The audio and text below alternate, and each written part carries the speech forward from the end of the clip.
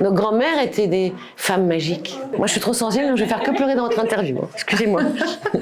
Je suis encore plus sensible que toi. Ce sont les femmes de l'Atelier des Rêves qui sont des brodeuses indépendantes. Il y a tous les milieux, toutes les religions, tous les âges. C'est ma petite famille aussi à moi. Sa grande famille, Ma plutôt. grande famille et maintenant la Et tienne. ça a commencé à devenir la mienne. Ouais, ça me fait pleurer tout ça. Là, maintenant, il m'appelle Tata Marie au Sénégal. Voilà, c'est mon nouveau surnom. Elles m'ont appris la tolérance. Elles me protègent.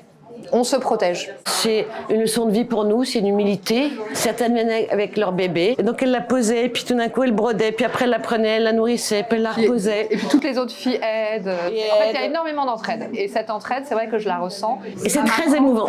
Ouais.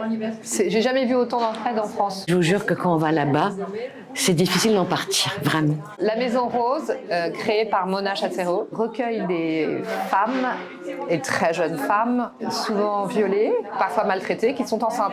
C'est un endroit pour apprendre la reconstruction et le lien mère-enfant au sein d'ateliers, de tout ça. Et c'est là où tout a démarré, les premiers ateliers de broderie ont démarré là-bas grâce à Christian Leboutin. Mon premier beau cadeau que je me suis fait, mon premier bijou, c'était chez Saône, une bague que je porte tout le temps. Et alors, je te jure, on n'a pas fait exprès. Moi, c'est le médaillon de ma grand-mère, qui était une pièce d'or mexicaine qu'elle m'a donnée avant de partir. Et j'en parle tout à l'heure à Ondine, et Ondine avait le collier de sa grand-mère autour du cou. Que je n'équipe pas, voilà. Et que je donnerai à ma fille. Et moi aussi. C'est en famille qu'on rit beaucoup, mais qu'on pleure aussi. Bien, bravo.